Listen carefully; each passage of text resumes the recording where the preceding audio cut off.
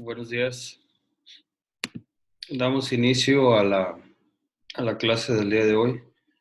Eh, en la semana pasada terminamos con los fundamentos de eh, tanto legales como constitucionales de la comparecencia que podemos tener ante una autoridad. Desde luego tiene que ser por escrito, dice el 8 constitucional. Ese escrito debe ir a máquina, a doble espacio, respetando los márgenes de cada lado de la hoja que permita su postura y lectura. Debe de contener un rubro, debe de establecerse la autoridad ante la cual nos dirigimos, ¿sí? Un pequeño preámbulo, eh, que son los datos de la persona que está compareciendo. Generalmente es el nombre, eh, la edad, la ocupación, el estado civil, su domicilio particular, eh, su designación de abogados y domicilios convencionales para oír y recibir notificaciones. Esta parte siempre se hace bajo protesta de decir verdad. Así lo contempla nuestra legislación procesal civil. Dice que eh, cuando comparece por primera ocasión, o sea, en la demanda, con el primer escrito, ante el juez, es necesario que estos datos los expresen bajo protesta de decir verdad. ¿Cuáles son esos datos? Pues bajo protesta de decir verdad manifiesto que mi nombre lo es Fidel Gallardo Ramírez, mexicano, casado, mayor de edad, ocupación abogado, con domicilio particular en la calle tal y así, ¿verdad? Pero esta expresión se hace bajo protesta de decir verdad, para que el juez tenga la certeza de que se están conduciendo con verdad ante su presencia. Bueno, ya he hecho lo anterior, viene el capítulo de prestaciones, una narración de hechos, derechos, puntos petitorios, eh, lugar y fecha en que se hace la demanda y el nombre y firma tanto del promovente, del que promueve la demanda, como de su asesor jurídico. Los asesores jurídicos aquí en materia civil forzosamente deben de tener título eh, profesional que los acredite como abogados, debidamente inscrito eh, ante las autoridades correspondientes, para que puedan participar como abogados patronos dentro de los juicios respectivos, ¿verdad? En materia civil o en los juicios del orden civil, no pueden acudir personas que no tengan título legalmente expedido. Forzosamente deben de ser abogados titulados. Entonces, este sería una cuestión importante, ¿verdad? A los pasantes de derecho se les permite participar siempre y cuando el acta que los acredite como pasantes o la carta que los acredite como pasantes de derecho esté debidamente inscrita en el Supremo Tribunal de Justicia del Estado. Ahí se lleva un libro donde se inscribe a los pasantes para darles oportunidad de que participen dentro de los procedimientos. Siempre lo van a hacer bajo el asesoramiento y la firma de un abogado titular. Entonces, por eso sí es muy importante que nosotros los abogados, eh, una vez concluida nuestra carrera, una vez que concluimos los 10 cuatrimestres y acreditamos las asignaturas correspondientes, prestamos el servicio social y las prácticas profesionales, hacemos el curso de sustitutivo de tesis y bueno, pues si lo acreditamos por los buenos promedios que se tengan o presentamos el examen profesional, y obtenemos el título, hay que registrarlo, ¿verdad? Y ya registrado, pues entonces nos dan pues esa facultad de poder acudir a juicio y firmar estas demandas. Entonces, por eso es muy importante que ustedes concluyan bien su carrera y obtengan el título, porque nosotros los abogados siempre nos van a pedir a donde vayamos a litigar el título. La cédula profesional, que es la patente para ejercer la profesión de licenciados en Derecho. Al final de cuentas no vamos a cargar con el título, pero sí con la cédula profesional. Esta la expide la Dirección General de Profesiones, que es una dirección que depende de, este, de la Secretaría de Educación Pública. Se encuentra en la Ciudad de México. Entonces, ese documento es el que realmente nosotros los abogados debemos de traer con nosotros mismos para cualquier trámite ante un juzgado de cualquier parte de la República, no necesariamente aquí en Tamaulipas. Cada legislación procesal pues o cada ley orgánica del Poder Judicial de cada estado pues nos podrá exigir algunos requisitos, pero siempre será el mismo, el de que nosotros cuando vayamos a litigar a un lugar, vamos a pensar a Cancún, allá en Quintana Roo, pues es necesario que cuando presentemos la demanda nos registremos en ese juzgado, ¿verdad? Siempre se lleva un libro de registro de abogados titulados para que nos den participación, porque de otra manera nos van a decir que nosotros no tenemos como abogados acreditada eh, de que somos personas tituladas, ¿verdad?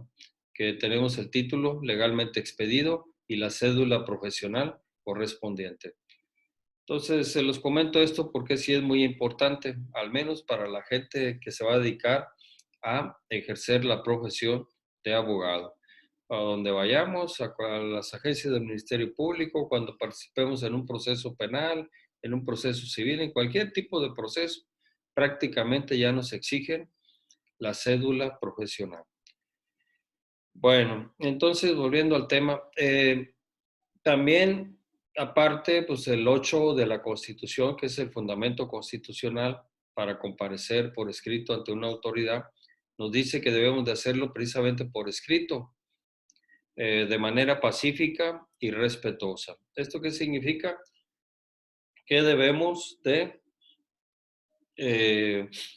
de acudir al juez siempre con el debido respeto y sin ejercer violencia, sin faltarle el respeto al juez o a la autoridad ante la cual nos vamos a dirigir y, y cumpliendo las formalidades que marca el 22 del Código de Procedimientos Civiles.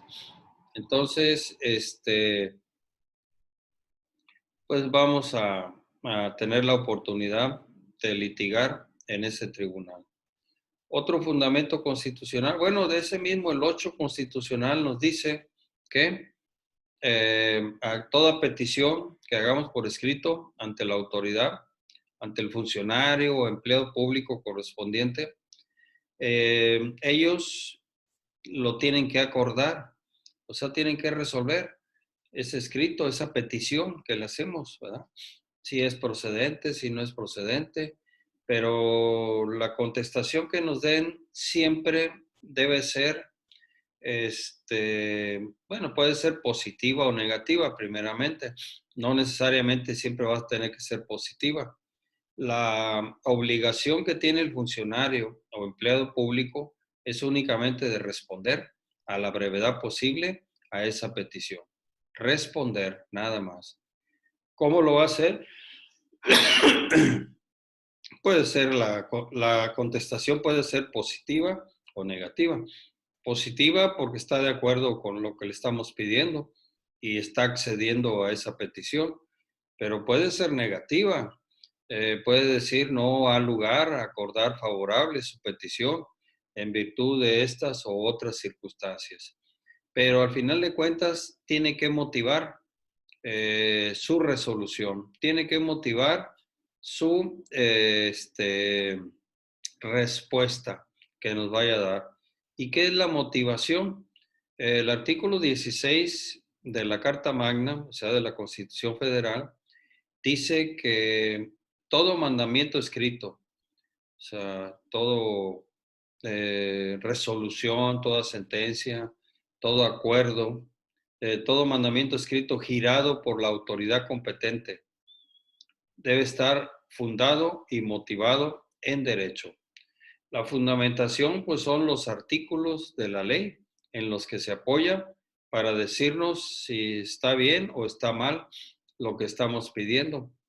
Y la motivación viene siendo los motivos, causas, razones, circunstancias, elementos en los que se apoya la autoridad para darnos contestación a nuestra petición.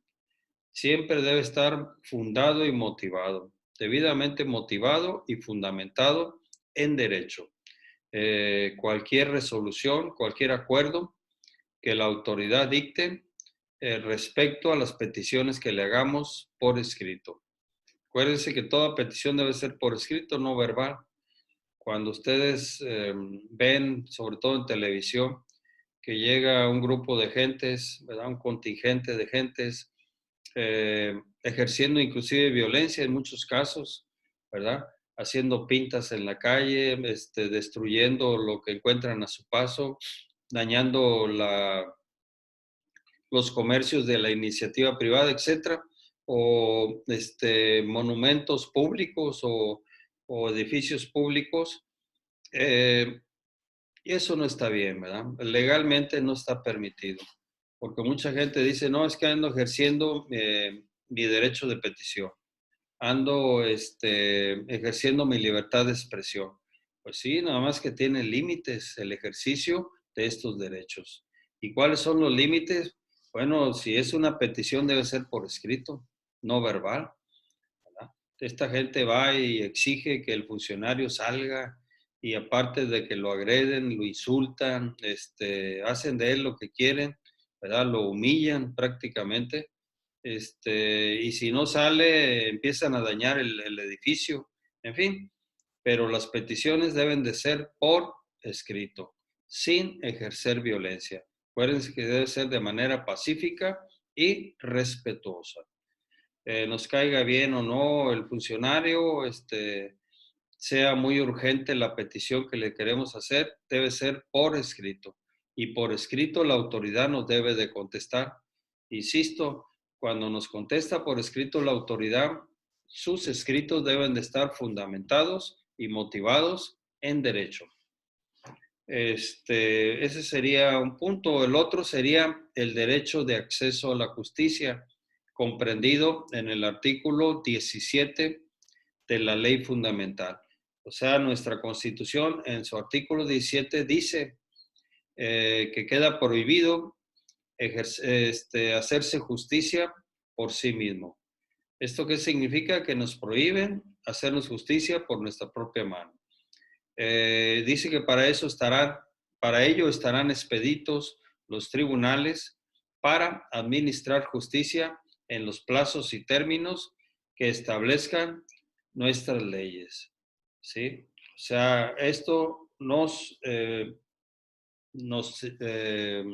obliga a acudir a un órgano jurisdiccional ante la autoridad, ante los funcionarios o empleados públicos, por escrito, ejerciendo el derecho de acción. ¿Qué es el derecho de acción? Les decía yo en clase anterior, que es aquel en donde el ciudadano, el gobernado, las personas, ¿verdad?, físicas o morales, acuden en demanda de justicia, ¿verdad? Y para ello provocan que el órgano jurisdiccional o el órgano del Estado o la autoridad intervenga, conozca y resuelva del caso concreto que le estamos planteando en la demanda, ¿sí? A través de la demanda, nosotros ejercemos dos derechos muy importantes: el derecho de pretensión y el derecho de acción. El derecho de pretensión es lo que pretendemos nosotros del demandado, ¿sí? Es cuando vamos y demandamos a una persona, ¿verdad? Y le decimos lo que le reclamamos o lo que le demandamos a través de una demanda, pero al mismo tiempo esa demanda sirve para provocar que el órgano jurisdiccional, o sea, que el juez o la autoridad correspondiente a la cual nos dirigimos pueda intervenir, ¿verdad? Pues es una forma de provocar que intervenga, ¿verdad? En un pleito, en un conflicto que tenemos con otra persona. Recordando que el mismo 17 nos prohíbe hacernos justicia por nuestra propia mano. Bueno, pues si no puedo hacerme justicia por mi propia mano, pues entonces, ¿qué tengo que hacer? ¿Verdad? Para demandar justicia, pues bueno, acudir, ¿verdad? Mediante una demanda por escrito, de manera pacífica y respetuosa, solicitarle a la autoridad que intervenga, que conozca de ese caso y al final lo resuelva a través de una sentencia. Entonces, este es el famoso derecho de acción establecido en el 17 constitucional. Dice también el mismo que la justicia será rápida y expedita y también gratuita, ¿verdad? Rápida en cuanto a los términos y plazos que establezca la ley, ¿verdad? Nuestra legislación procesal civil todo lo maneja a base de tiempos. Todo procedimiento se maneja a base del tiempo. Fíjense que es muy importante el tiempo para nosotros los abogados. Cualquier actividad jurisdiccional, cualquier actividad realizada o desplegada en un juzgado es con tiempos, ¿verdad? Tengo un año para presentar este tipo de demanda. Pongo un ejemplo, ¿verdad? Una demanda de responsabilidad civil o una demanda de cobro de honorarios. Hay un año para ejercer, para presentar esa demanda. Si me paso de ese año, me prescribe o me precluye el derecho para poderlo ejercitar. Entonces es muy importante, fíjense, tenemos tiempo para presentar una demanda. No la podemos presentar cuando nos dé la gana, sino que tiene que ser en los plazos que establece la ley. Y luego ya una vez recibida la demanda por el juez, tiene 3 días para dictar el acuerdo que proceda. Si admite la demanda, si la previene o la desecha. 3 días, dice la ley. 2 días tiene el secretario para dar cuenta al juez de esa demanda. El secretario es el que recibe las demandas de la oficialía de partes, ¿verdad? O directamente de los abogados que se las presentan. Él le da cuenta al juez en 48 horas y el juez tiene 72 horas para resolver lo procedente, si admite, si previene o desecha esa demanda. Y luego, si le notificas la demanda al demandado, a partir de del día siguiente de que es notificado de la demanda, le corre el plazo de 5 días, de 3 días, generalmente de 10 días para contestar la demanda. 10 días hábiles. Acuérdense que estamos hablando de días hábiles. Ahora, ¿qué son los días hábiles? Los días hábiles son las 24 horas del día, o sea, completas. Son días hábiles de lunes a viernes, excluyendo los sábados y domingos y los días festivos. Entonces, hay veces el tribunal también nos señala algún día que no corren los términos, ¿verdad? Antiguamente yo me acuerdo que nos daban, yo trabajé 15 años en el Poder Judicial de aquí de Tamaulipas, nos daban el 26 de enero, que es el día del burócrata. Entonces lo contemplaba, pero por acuerdo del tribunal. O sea, nada más ese día descansábamos nosotros por acuerdo del tribunal. Y hay uno que otro día que nos dan también. Por ejemplo, en Semana Santa, generalmente nos dan nada más jueves y viernes santo. Y luego, pues bueno, se incluye el sábado y domingo que es inhábil, ¿verdad? Naturalmente. pero el tribunal de repente nos da desde el miércoles y dicta un acuerdo, ¿verdad? Que le notifica a todo el Estado, a todos los tribunales del Estado, el Pleno del Supremo Tribunal, o en este caso ya no es el Pleno, ahora en la actualidad es el Consejo de la Judicatura Estatal. Ese Consejo de la Judicatura Estatal establece los días en que se va a trabajar y los días inhábiles, los días que no se trabajan. Manda una comunicación desde el primer día del año, ¿verdad? El primer día que entramos a trabajar, en donde nos señala los días inhábiles y los periodos vacacionales, ¿verdad? Hay uno en julio de 10 días y otro en diciembre de 10 días hábiles, ¿verdad? Entonces, ahora con la pandemia, pues también es un ejemplo, por acuerdo del tribunal, no fue tanto por acuerdo del gobierno, ¿verdad? Del Estado, ni que el gobernador haya parado la actividad jurisdiccional de los juzgados o de todo el poder judicial. No, ese tiene que venir la orden porque es un poder autónomo, ¿verdad? Acuérdense que para su ejercicio el poder se divide aquí en México en ejecutivo, legislativo y judicial. El titular, ¿verdad? El que maneja al poder ejecutivo es el gobernador del estado, aquí en Tamaulipas. El poder legislativo se maneja por el que preside el Congreso local del estado, ¿verdad? Siempre será una persona ahí que designen ellos mismos, una mesa directiva dirigida por un presidente del Congreso local del estado. Y aquí en el Poder Judicial también entre los magistrados se designa a uno de los magistrados que ha de fungir como presidente. Él también es presidente no nada más del Supremo Tribunal de Justicia en el Estado, sino también del Consejo de la Judicatura Estatal. Y ese consejo es el que, a través de un acuerdo, dice los días en que el tribunal va a laborar y los días inhábiles. Y ahora con lo de la pandemia estamos suspendidos desde el 18, creo 18, 19 de marzo. Y se dijo que era hasta fines de marzo y luego se fue prorrogando, ¿verdad? Hasta fines de abril y ahora en mayo de vuelta se dictó otro acuerdo en donde se prorroga hasta el 30 de mayo. Entonces ahí no le hemos llevado, ¿verdad? Desgraciadamente esta pandemia no ha sido controlada. Seguramente mientras no haya vacuna, pues eso va a pasar. Y mientras pues, tenemos que tomar todas las medidas que nos marca la autoridad de salud.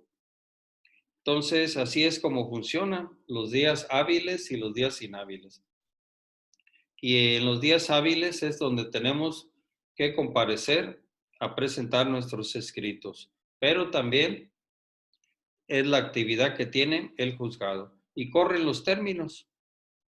Entonces, les decía yo que del tiempo, ¿verdad? Los 10 días que tienen las personas una vez que son notificadas de la demanda, que tienen para contestarla.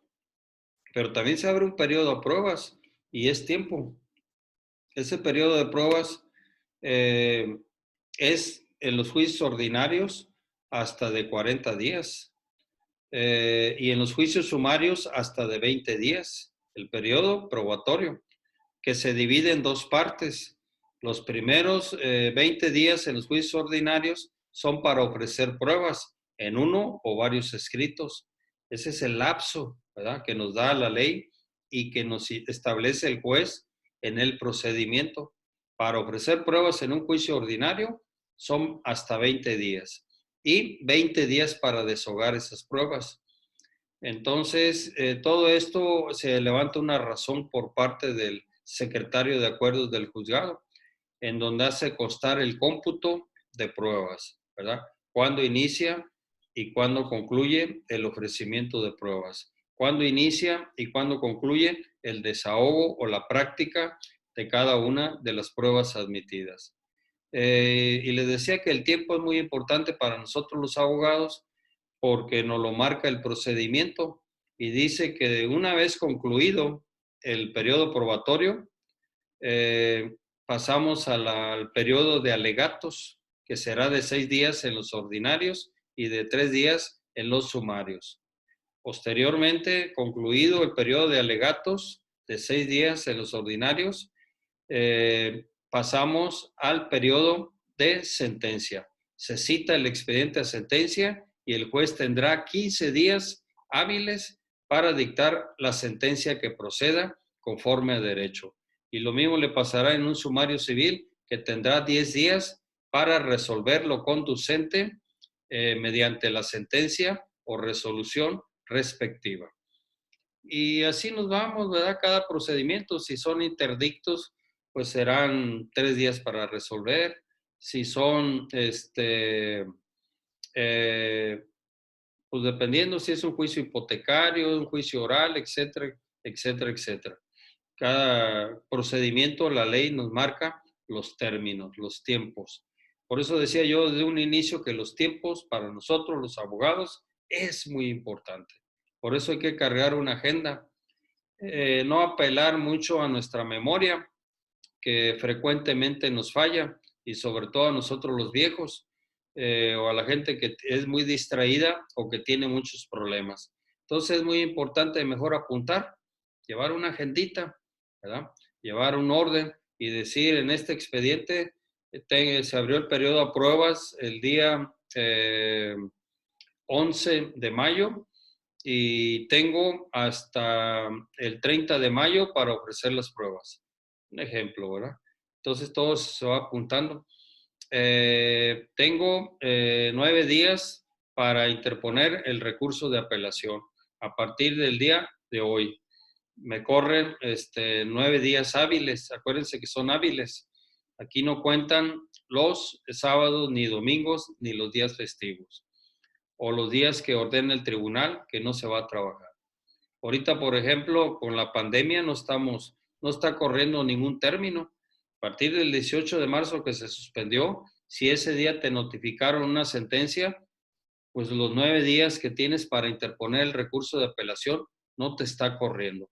Están suspendidos los términos, ¿sí? Por un acuerdo del Consejo de la Judicatura Estatal.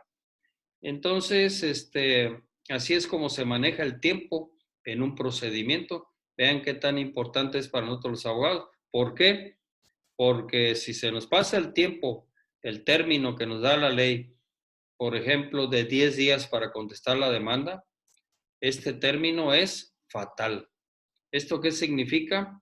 Significa que ahí no podemos alegar de que hubo un terremoto, que nos pegó un ciclón, nos pegó un tornado, ese día me enfermé, me pegó un infarto. No, no vale nada, ¿verdad? Los términos en el procedimiento civil y de cualquier otro tipo de juicio son fatales. Así que nosotros los abogados debemos de cargar con nuestra agenda y debemos de apuntar los términos. A partir de que nos llegue una demanda para contestarla, hay que apuntar el término. Es decir, tengo hasta el 25 de mayo para contestar esta demanda. Y hay que hacerlo, ¿verdad? Porque si no, sería una irresponsabilidad de parte de nosotros los abogados no comparecer a juicio cuando ya nos contrataron para contestar una demanda. Lo mismo sucede con las pruebas. Si nos dan 20 días para ofrecer pruebas, pues en esos 20 días hay que hacerlo. ¿Y por qué esperar hasta el día 20? No, pues podemos hacerlo desde el primer día que empieza a correr el término. Lo podemos hacer en uno o varios escritos, ¿sí? El ofrecimiento de las pruebas. Hoy ofrezco la prueba testimonial en un escrito, mañana ofrezco la pericial, pasado ofrezco la confesional, la que sigue la declaración de parte, el informe de autoridad, etc. Lo puedo hacer diariamente, hasta me sobran días. ¿Por qué necesariamente tenemos que esperar hasta el último día? Porque es una costumbre de nosotros los abogados. No sigamos esas costumbres, porque ¿qué sucede Si el mero día 20, por alguna razón, tienen ustedes bastante trabajo y pues a lo mejor lo hacen, ¿verdad? Lo presentan. Ahora, si es el día 20, que es el último día para ofrecer la prueba, fíjense bien, o es el día 10, para el último día para contestar la demanda. ¿A qué hora? ¿Hasta qué hora nos van a esperar? Pues aquí sí es muy importante porque los días se computan por 24 horas. Entonces, aquí se nos vence el término el día 20 o el día 10, dependiendo de lo que vayamos a hacer, ofrecer pruebas o contestar una demanda, hasta las 11:59. Fíjense bien. Y ahora dice usted a las 11 de la noche con 59 minutos, ¿dónde agarro al juez o al secretario de acuerdos para que me reciba la demanda? Porque el tribunal está cerrado. La oficialía de partes, que es el lugar donde recibe en el tribunal las promociones, las demandas y todo eso, cierra a las 7 de la noche, abren a las 9 de la mañana y cierran a las 7 de la noche. Trabajan todo el día, está corrido. Ahí nada de que salimos a comer a mediodía, no. Desde las 9 de la mañana que se abre la oficialía de partes, cierra, corrido, trabaja hasta las 7 de la noche. Entonces, si el término se vence hasta las 11 de la noche con 59 minutos, ¿quién me va a recibir? En todos los juzgados siempre hay un aviso. El secretario de acuerdos se llama fulano, el licenciado fulano de tal. Tiene su domicilio particular en tal lugar. Él recibe cualquier tipo de promoción en su casa de término hasta las 11:59. ¿Sí? Bueno, se me acaba el tiempo. Eh, Nos vemos mañana a esta hora para continuar con este tema. Entonces, hoy estuvimos hablando acerca de los términos y esto es muy importante. El término que tenemos para realizar una actividad de tipo jurisdiccional, ¿verdad? Y eso nos lo da precisamente el 17 de la Constitución, que dice que toda promoción deberá presentarse en los términos y plazos que establezcan las leyes correspondientes. En este caso, nosotros nos regulamos por el Código de Procedimientos Civiles. Aquí nos quedamos y mañana continuamos. Que estén bien, cuídense mucho. Igualmente, Lee, que tenga buen día. Buen día.